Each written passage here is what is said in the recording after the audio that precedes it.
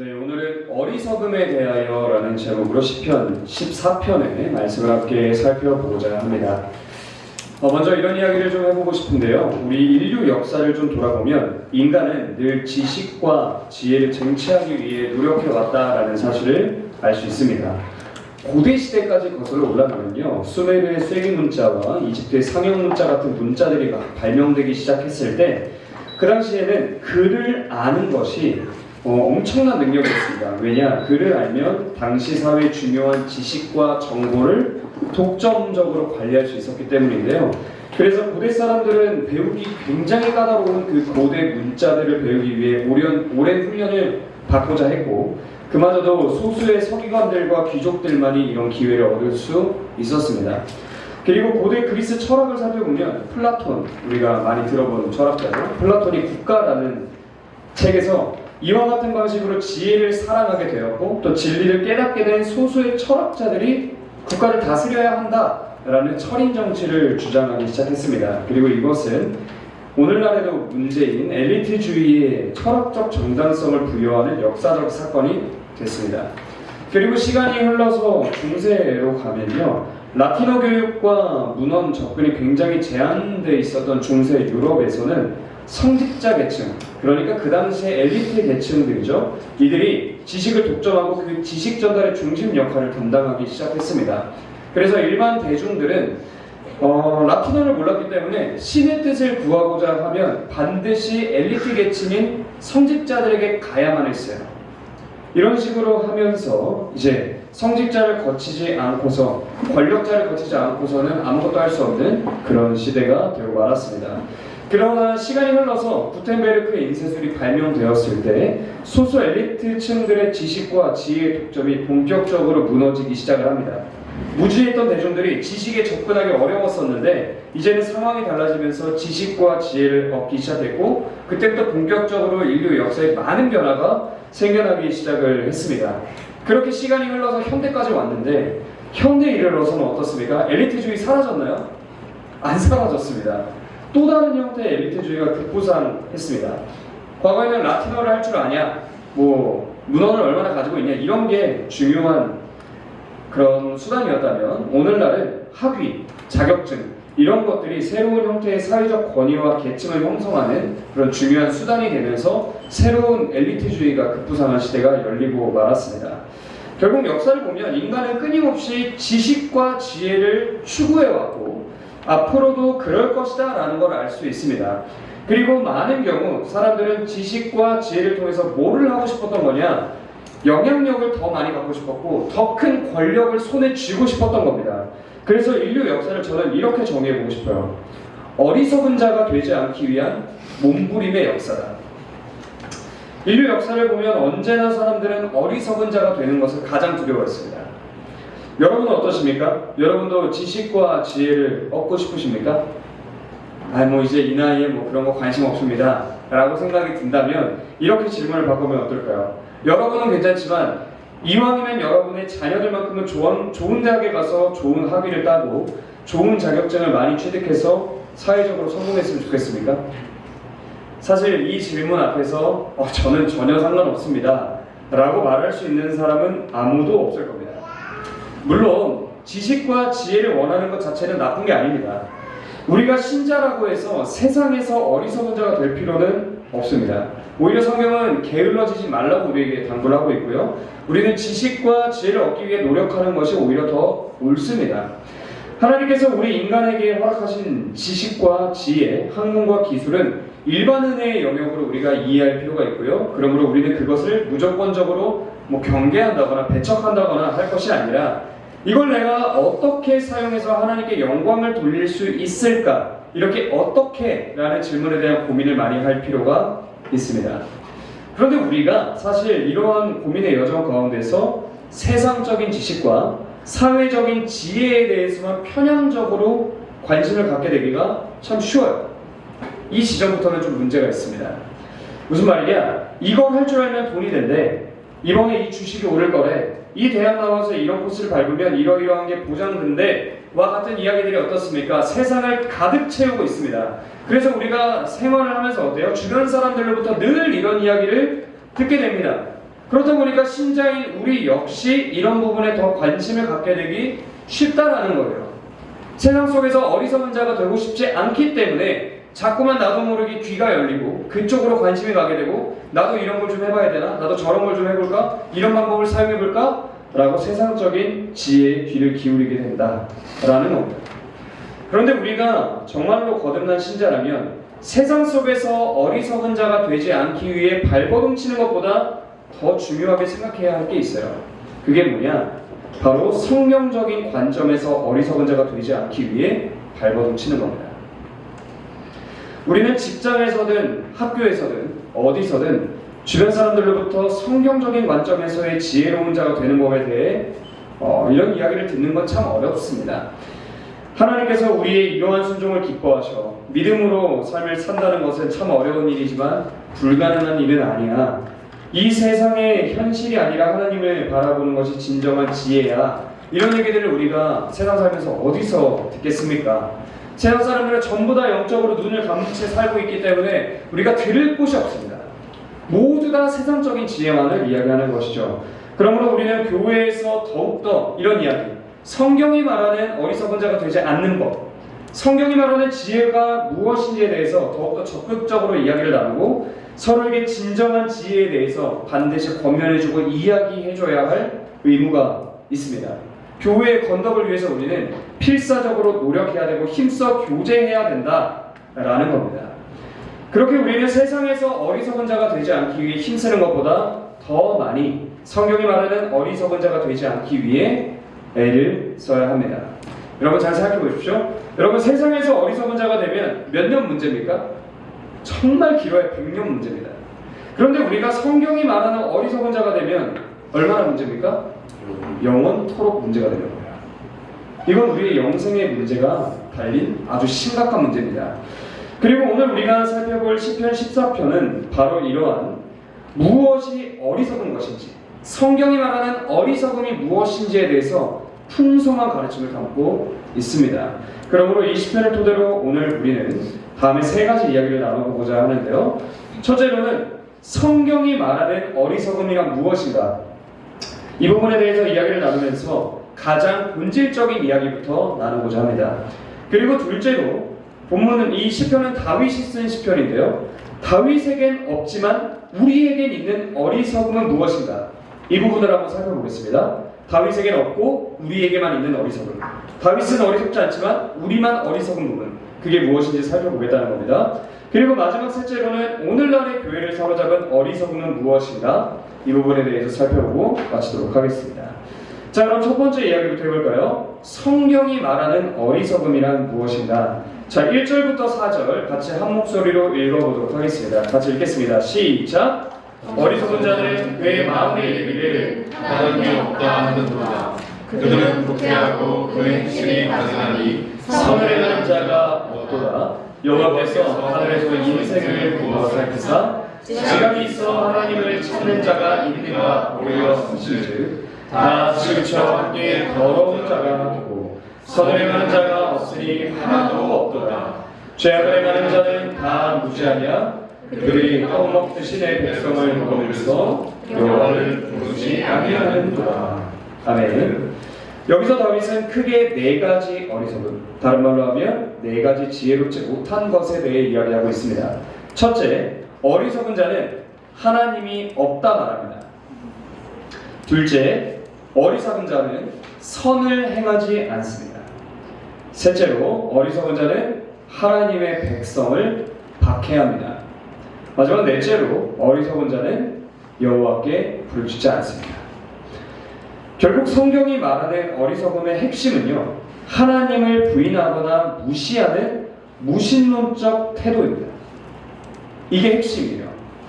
사실 무신론이라는 것은 지적인 논리에 의한 결론이 아니기 때문에 더 어리석은 것이기도 합니다. 물론 우리가 사회에서 접하는 무신론을 볼 때 그게 상당 부분 철학적 논증을 띠고 있기 때문에 상당히 지적인 논리에 의한 결론처럼 보입니다. 그러나 그 근원에는 지적인 논리에 의한 결론보다 하나님을 인정하기 싫어하는 마음의 문제가 자리하고 있는 겁니다. 이 시편도 그렇게 증언하고 있는데요. 1절을 보십시오. 어리석은 자는 그의 마음에 이르기를 하나님이 없다 하는도다. 여러분 잘 들어보십시오. 누군가가 이 세상의 모든 것을 이렇게 바라보면서 얘기하는 거예요. 무신론자가 말합니다.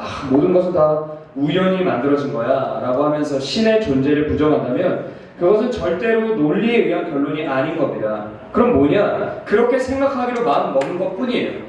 신이 없다고 믿기로 결단한 겁니다. 이렇게 생각해 보십시오. 우리 주변에 있는 무신론자 중에 하나님에 대해 아예 들어본 적이 없는 사람이 과연 얼마나 있을까요? 그리고 기독교에서 말하는 천국과 지옥에 대해서 한 번도 들어본 적이 없는 사람 얼마나 있겠습니까? 적어도 한국 사회에는 없을 것 같아요. 그렇죠? 어디를 가도 우리는 교회의 메시지를 접할 수 있습니다. 그러면 이들의 입장에서는 천국과 지옥이 있다고 하는데 심판자가 있어야 돼요? 없어야 돼요? 이 사람들 입장에선 없어야만 하는 거예요. 내가 하나님을 안 믿을 거기 때문에 없어야 하는 겁니다. 그래서 이들은 모든 인간 안에 내재되어 있는 신에 대한 감각이 느껴질 때마다 예를 들어 우리가 높은 산에 올라가서 광활한 대지를 보면 어떻습니까? 뭔가 압도되는 느낌과 경외감을 느끼게 되기도 하고요. 또 자연의 아름다움을 볼 때 이것이 절대로 우연의 선물이 아니구나 라는 걸 본능적으로 느끼게 되어 있습니다. 그리고 또 어린 아기를 품에 안고 있을 때 어떤 느낌을 받습니까? 굉장히 경이롭죠. 이런 모든 감각들이 신에 대한 감각과 긴밀하게 연결되어 있습니다. 그런데 이런 감정이 들 때마다 그들은 스스로의 마음을 속이기로 택한 겁니다. 결국 지적 논리에 의한 결론이 아니라 마음을 먹은 거다. 무신론을 택하기로 마음을 먹은 거다. 라는 것을 이야기하는 겁니다. 이러한 행위를 청교도 스테판 체너는 뭐라고 얘기를 했냐면요. 하나님의 법을 피하기 위해 그분의 존재를 말살하려는 시도다.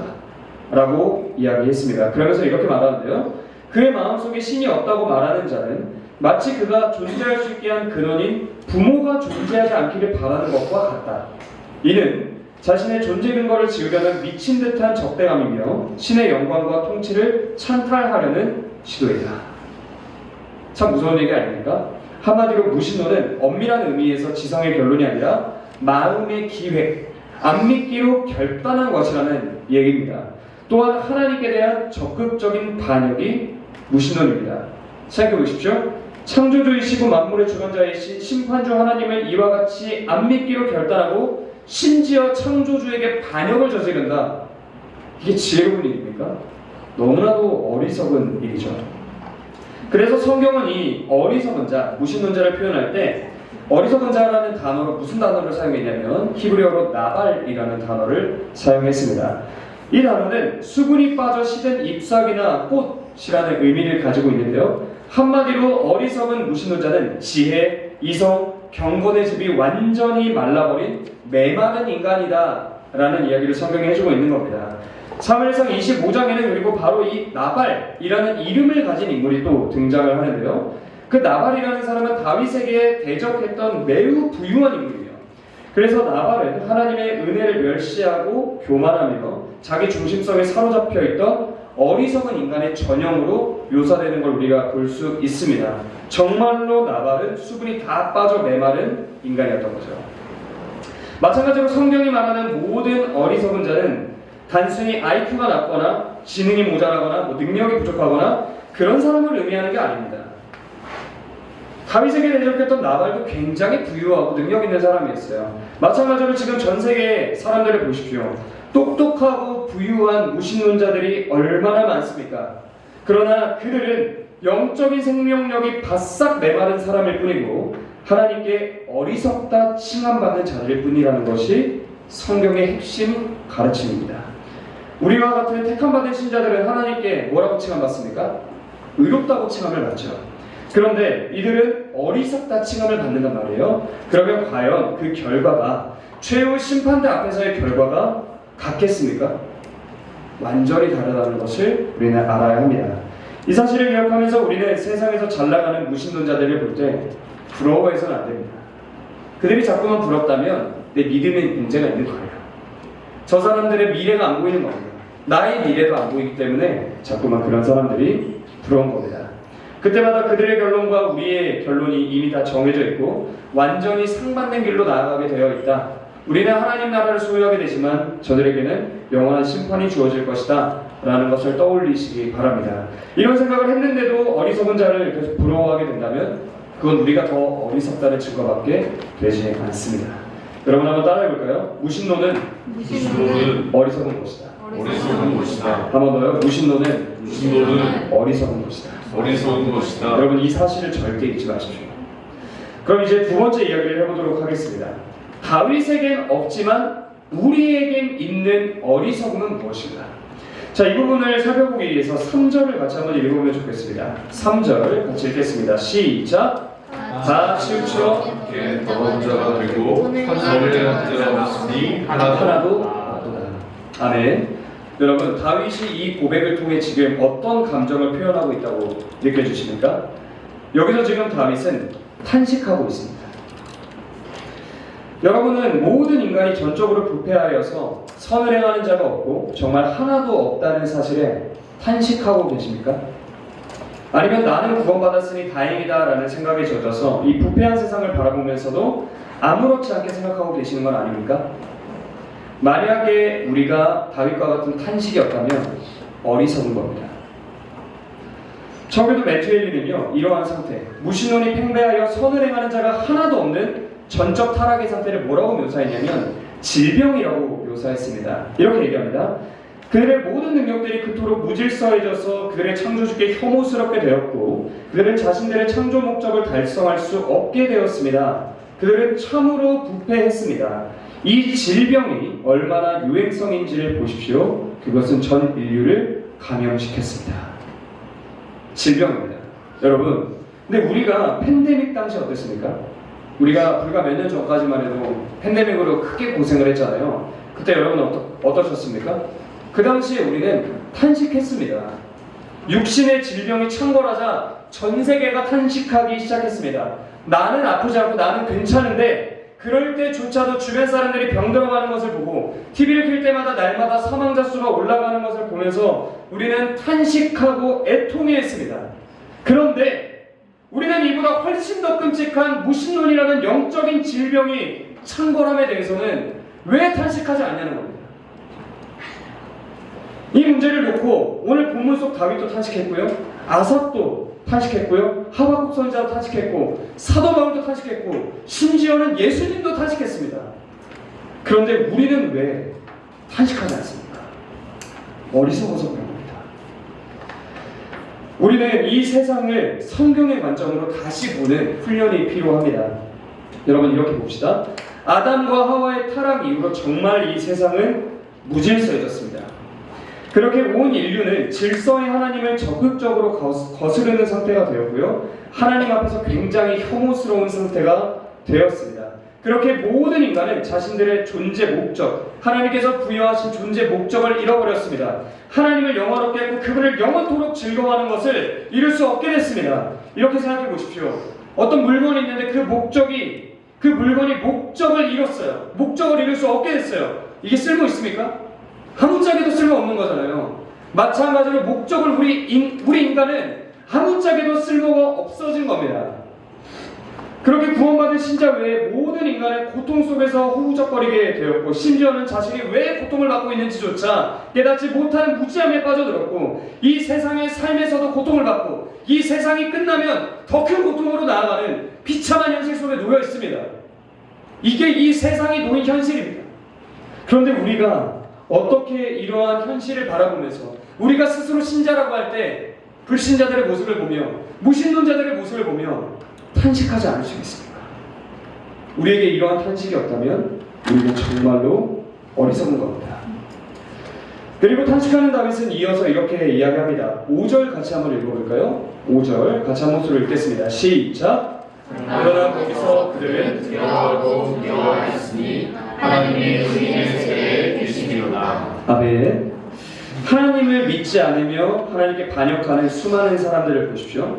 그들을 우리가 육신의 눈으로 봤을 때 어떻습니까? 그들이 겉으로 보기에는 당당해 보이기도 하고 되게 평온해 보이기도 합니다. 그런데 다윗은 뭐라고 진단합니까? 거기서 그들이 두려워하고 두려워하였으니 라고 이야기하면서 무신론자들이 가진 내밀한 공포를 폭로합니다. 간단히 말하면 무신론자들의 내면에는 늘 은은한 공포심이 있다는 겁니다. 이유가 뭘까요? 그것은 그들이 신을 안 믿기로 애써 마음을 먹었지만 그럼에도 결코 완전히 지울 수 없는 그 신에 대한 감각 때문에 계속 공포가 찾아오는 겁니다. 그렇다면 그들은 또 언제 더 큰 공포를 느끼냐? 하나님이 의인의 세대에 계심이로다 라는 이 말씀을 보십시오. 경건한 신자들의 공동체를 보면서 아름다운 교회의 모습을 보면서 정말로 저들을 보니 하나님이 살아계신 것은 아닐까? 라는 느낌을 받을 때마다 이 사람들이 더 큰 두려움을 느끼게 된다는 겁니다. 정말로 저들과 하나님이 함께하고 계시는 건 아닐까? 이런 생각이 들 때 그들의 공포는 가중됩니다. 또한 그들은 영원한 하나님 나라를 잃는 것에 대해서는 두려워하지 않으면서도 아주 일시적이고 썩어 없어질 이 세상의 소유를 잃는 것에 대해서는 늘 전전긍긍하면서 공포심을 느낍니다. 이게 무슨 말입니까? 무신론자들에게는 이 세상 사방이 다 공포투성이라는 거예요. 신에 대한 의식이 꿈틀거리는 양심도 공포를 가져오고 언제 잃을지 모르는 물질도 다 공포를 가져오는 모든 것이 다 공포의 대상이 되는 겁니다. 그러면 우리 신자들의 눈에 그들이 어떻게 보여야 정상일까요? 예를 들어 보겠습니다. 우리가 길을 가다가 어떤 어린아이를 만났습니다. 그런데 어떤 어린아이가 공포심에 휩싸여서 덜덜 떨고 있어요. 그러면 여러분은 그 아이를 볼 때 어떤 감정이 드실 것 같으세요? 안타깝겠죠? 얘가 왜 이렇게 떨고 있을까? 마찬가지로 우리는 공포를 느끼는 무신론자들을 안타까워할 줄 알아야 합니다. 그리고 그들은 그 공포심에서 벗어나는 길을 모르지만 신자인 우리는 그 길을 알고 있습니다. 그래서 우리 신자들이 끊임없이 그 길을 설명해 주려고 하는데 이 사람들은 영적인 눈과 귀가 완전히 닫혀 있어서 우리가 어떤 이야기를 해도 알아듣지 못합니다. 그러면 그들에 대해 우리가 어떤 감정이 들어야 됩니까? 그래, 너희는 택함받지 못한 자녀니까 뭐 그럴 수 있지 하고 넘어가야 됩니까? 그게 아닙니다. 안타까운 마음이 들어야 되는 거예요. 나도 저렇게 영적으로 눈과 귀가 닫혀 있었는데 하나님께서 나에게 은혜를 주셨지만 저 사람에게는 아직 은혜를 주지 않으셨는데 하나님께서 은혜를 주셨으면 좋겠다 라는 안타까움의 탄식이 터져나와야 정상이라는 겁니다. 그럼에도 불구하고 우리에게서 이러한 탄식이 나오지 않는다면 사실상 우리는 영적으로 어리석은 자인 겁니다. 결론적으로 우리가 정말 거듭난 신자라면 우리는 다윗처럼 이 세상을 사로잡고 있는 영적인 질병, 즉 무신론에 대해 탄식할 수밖에 없고 탄식해야만 합니다. 무신론자들은 영적인 질병에 사로잡혀 있습니다. 그리고 영적인 눈이 완전히 감겨서 공포심에서 벗어날 길을 찾을 수가 없습니다. 그런데 우리에게는 왜 이런 다윗과 같은 탄식이 없는 걸까요? 혹은 있더라도 왜 한없이 부족한 걸까요? 그것은 아마도 오늘날의 교회를 사로잡고 있는 어리석음 때문일 것입니다. 그래서 마지막 세 번째로는 오늘날의 교회를 사로잡은 어리석음은 무엇인가에 대해서 이야기를 나누고자 합니다. 그 어리석음은 뭐냐면요, 바로 이런 무신론에 대한 이야기가 나올 때, 교회에서 무신론에 대한 이야기가 선포될 때 교회 안에 있는 나에게는 해당 사항이 없다라고 생각하는 어리석음입니다. 다시 말씀드립니다. 오늘날 교회를 사로잡고 있는 어리석음은 무신론에 대한 이야기가 나올 때마다 교회 안에 있는 나에게는 해당 사항이 없다라고 생각하는 어리석음입니다. 잘 생각해 보십시오. 다윗의 인생 전체를 한번 생각해 보면요, 다윗이 핍박을 많이 받았습니까? 적게 받았습니까? 진짜 많이 받았습니다. 다윗은 평생토록 핍박을 받았습니다. 그런데 그들 중 대부분이 누구라고 생각하십니까? 다윗을 핍박한 자들이 누구였을까요? 대부분의 사람들이 언약 백성으로 분류되는 유대인들이었어요. 하나님의 가족들입니다. 즉 그들은 다 여호와 하나님을 믿는 자들이었습니다. 오늘날로 치면 교회 안에 있는 사람들에게 핍박을 당한 거예요. 많은 경우. 그런데 다윗은 지금 그들을 향해서 뭐라고 말해요? 어리석은 자, 하나님이 없다 말하는 자, 무신론자들이다 라고 이야기를 하고 있는 겁니다. 같은 유대인들인데, 언약 백성으로 분류되는 유대인들인데 그들을 보면서 저 사람들은 무신론자다 라고 이야기하고 있다는 겁니다. 여기서 우리는 두 가지 구분을 할 줄 알아야 돼요. 여러분, 무신론에는 두 가지가 있습니다. 첫째는 이론적 무신론자가 있어요. 이론적 무신론자. 그리고 둘째로는 실천적 무신론자가 있습니다. 이론적 무신론자는 철학적 무신론자를 말합니다. 우리가 흔히 만날 수 있는 뭐 책이나 이런 것들을 통해 만나는 무신론자들 있죠. 이들이 다 이론적 무신론자입니다. 그들은 하나님의 존재 자체를 부정합니다. 그러나 실천적 무신론자는 하나님의 존재를 부정하지 않습니다. 하나님의 존재는 인정하지만 대신 실제 삶에서는, 나의 삶에서는 하나님이 안 계신 것처럼 행동합니다. 이론적 무신론자는 하나님을 부인하고 실천적 무신론자는 하나님을 무시하는 겁니다. 좀 결이 다르죠. 문제는 오늘날 교회 안에 있는 많은 사람들이 바로 이 실천적 무신론자로 살아간다라는 겁니다. 그러면서도 무신론에 대한 이야기가 나올 때는 자기에게 해당 사항이 없는 것처럼 생각하고 가볍게 지나칩니다. 신약 성경을 보십시오. 예수님께서는 바리새인과 서기관들의 실천적 무신론을 책망하고 또 책망하셨습니다. 그런데 많은 사람들이 그 책망과 자신은 아무런 관련이 없는 것처럼 생각하고 지나쳐 버립니다. 예수님께서 하신 말씀들을 보십시오. 마태복음 15장 8절에서 말씀하십니다. 이 백성이 입술로는 나를 공경하되 마음은 내게서 멀도다. 마태복음 23장 27절에서는요. 화 있을진저 외식하는 서기관들과 바리새인들이여 회칠한 무덤 같으니 겉으로는 아름답게 보이나 그 안에는 죽은 사람의 뼈와 모든 더러운 것이 가득하도다. 요한복음 5장 44절에서 이렇게 말씀하십니다. 너희가 서로 영광을 취하고 유일하신 하나님께로부터 오는 영광은 구하지 아니하니 어찌 나를 믿을 수 있느냐. 이게 다 교회 안에 있는 우리에게 하시는 말씀임을 깨달아야 합니다. 우리가 입술로는 하나님을 외치지만 삶의 자리에서는 믿음의 증거가 나타나지 않고 겉으로는 신앙인인 척하지만 회칠한 무덤 같아서 그 안에 있는 영혼은 다 죽어가고 교회에 다니면서도 세상의 영광에만 눈이 멀어 하나님께로부터 오는 영광을 구하지 않는 그런 상태에 있다면 이게 바로 실천적 무신론입니다. 우리는 앞서 시편 14편에 등장하는 어리석음의 4가지 살펴보았는데요. 첫째, 어리석은 자는 하나님이 없다고 말한다 라는 걸 살펴봤고요. 둘째, 어리석은 자는 선을 행하지 않는다. 셋째, 어리석은 자는 하나님의 백성을 박해한다. 넷째, 어리석은 자는 여호와께 부르짖지 않는다. 이렇게 4가지 이야기를 했습니다. 그럼 이제 우리는 이렇게 질문해야 돼요. 이 4가지가 정말로 나에게서는 발견되지 않는가? 조금 더 구체적으로 우리는 삶의 자리에서 하나님이 안 계신 것처럼 살고 있지는 않은가? 하나님을 믿는다고 말하면서도 선은 전혀 행하지 않고 개인의 유익만을 위해 살고 있는 것은 아닌가? 또한 교회 내에서는 서로 사랑하는 것처럼 행동하지만 교회 바깥에서 만나는 다른 신자들은 은근히 대적하며 박해하고 있는 것은 아닌가? 마지막으로 우리도 날마다 여호와 하나님께 부르짖지 않고 살아가는 것은 아닌가? 이 질문들을 던져봐야 합니다. 그리고 이 질문들 앞에서 어리석은 자와 내가 다를 바 없다는 것을 발견하게 된다면 우리는 실천적 무신론자이고 하나님 앞에서 극도로 어리석은 자입니다. 그리고 저는요, 이론적인 무신론자보다 실천적 무신론자들이 더 끔찍한 질병에 걸린 상태라고 생각해요. 물론 이론적 무신론자도 악합니다. 그런데 실천적 무신론이 훨씬 더 악합니다. 이게 무슨 말인지 이해가 되십니까? 여러분 생각해 보십시오. 우리가 세상 속에서 불신앙을 퍼뜨리는 사탄의 도구가 되는데 뭐가 더 유리해 보이세요? 이론적 무신론과 실천적 무신론 뭐가 더 유리할 것 같아요? 실천적 무신론이 훨씬 더 유리합니다. 전염성이 훨씬 더 강합니다. 생각해 보십시오. 하나님을 안 믿는 세상 사람이 도덕적으로 엉망진창일 때와 교회의 성도가 세상에서 도덕적으로 엉망진창일 때 누가 더 많은 사람들을 무신론으로 이끌까요? 교회 성도입니다.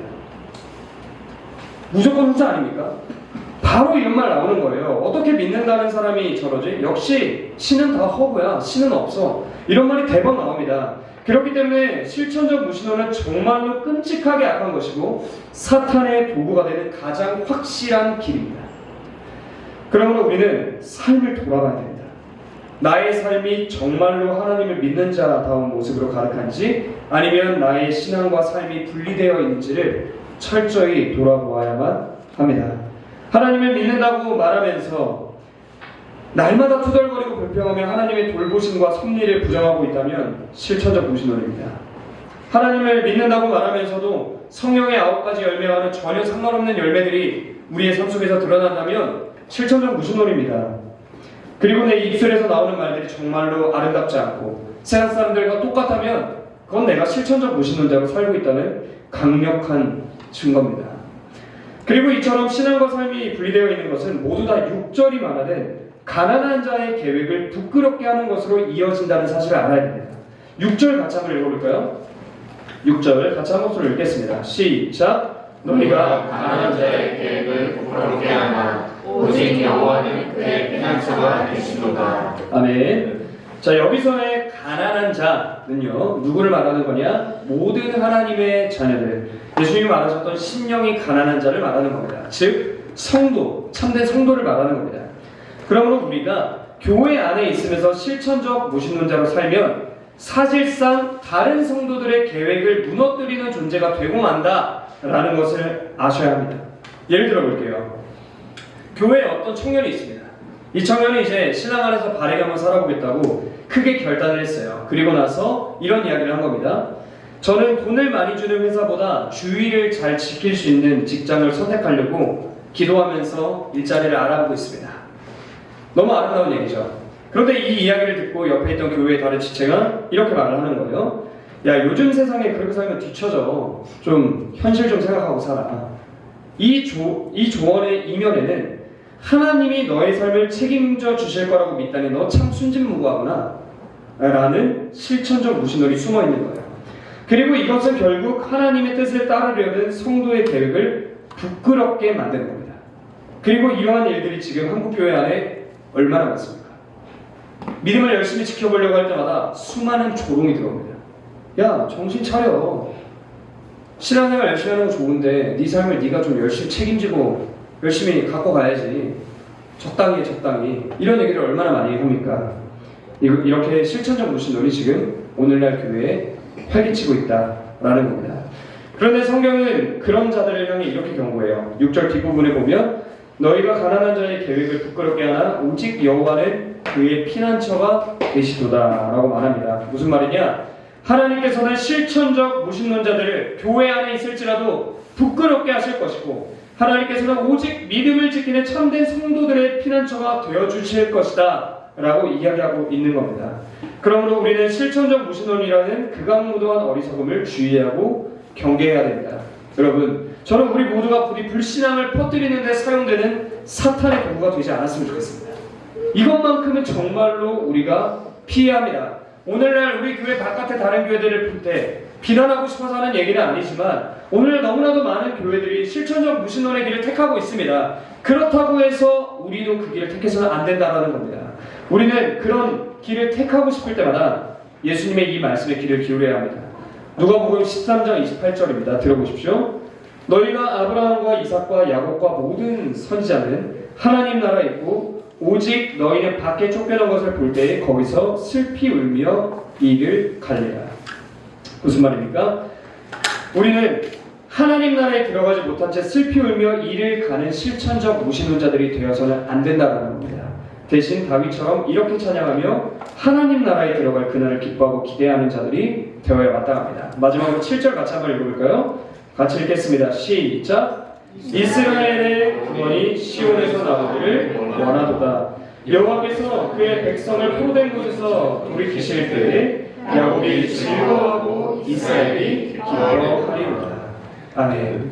우리가 가야 할 길은 슬피 울며 이를 가는 길이 아니라 즐거워하고 기뻐하는 길입니다. 이제 말씀을 마치려고 합니다. 여러분, 오늘 우리는 크게 세 가지 어리석음에 대한 이야기를 했습니다. 첫째로는 성경이 말하는 어리석음, 곧 무신론의 어리석음에 대해서 가장 본질적인 이야기를 살펴보았습니다. 그리고 둘째로는 무신론에 물든 세상에 대해 한탄하지 못하는 우리의 어리석음에 대해 살펴보았습니다. 마지막 셋째로는 오늘날 교회를 사로잡은 실천적 무신론의 어리석음에 대해 살펴보았습니다. 우리는 이제 스스로에게 질문을 던져보아야 합니다. 여러분은 정말로 하나님을 믿고 계십니까? 정말 그런 자가 되려면, 정말로 하나님을 믿는다라고 말하는 자가 되려면 우리는 절대적으로 실천적 무신론자가 되지 말아야 합니다. 우리 교회는 신앙과 삶이 하나로 연결되어 있는 그렇게 참된 신자로 가득한 교회가 되어야만 합니다. 또한 이 세상을 가득 채운 무신론에 대해서 한탄할 줄 알고 그들을 위해 기도하며 복음을 증거하는 일에 힘쓰는 성도들이 되어야 마땅합니다. 사랑하는 여러분, 예수님의 이 말씀을 기억하십시오. 나더러 주여 주여 하는 자마다 다 천국에 들어갈 것이 아니요 다만 하늘에 계신 내 아버지의 뜻대로 행하는 자라야 들어가리라. 그러므로 교회 안에 있는 우리 모두는 반드시 자신을 철저히 점검해야 합니다. 그리고 여전히 우리 안에 꿈틀거리고 있는 실천적 무신론의 잔재들을 계속해서 점검해 보아야 합니다. 그리고 그것들이 나를 사로잡으려 할 때마다 십자가를 바라보십시오. 여러분, 예수 그리스도의 십자가에 못 박힌 것 중 하나가 뭔지 아십니까? 그것이 바로 우리의 어리석음입니다. 예수 그리스도의 십자가에 우리의 실천적 무신론이 함께 못 박혔습니다. 예수님은 우리의 어리석음을 함께 짊어지시고 십자가에서 죽으셨습니다. 그러므로 우리는 그 놀라운 구원의 사건을 묵상하고 또 묵상하며 예수 그리스도를 바라볼 때 비로소 실천적 무신론의 옷을 벗고 하나님께서 기뻐하시는 삶의 모습으로 한 걸음씩 더 나아가게 될 겁니다. 그러므로 사랑하는 여러분, 언제나 십자가를 바라보십시오. 실천적 무신론자가 되어 삶과 나의 신앙이 분리되게 할 때마다 예수님을 바라보시고 성령께 의지하십시오. 그렇게 성령께서 능력을 부어주셔서 실천적 무신론에서 떠나 많은 사람들에게 복음의 통로가 되고 축복의 통로가 되는 소중한 하나님의 자녀들 그리고 하나님의 백성들 저와 여러분이 되기를 주님의 이름으로 축원합니다.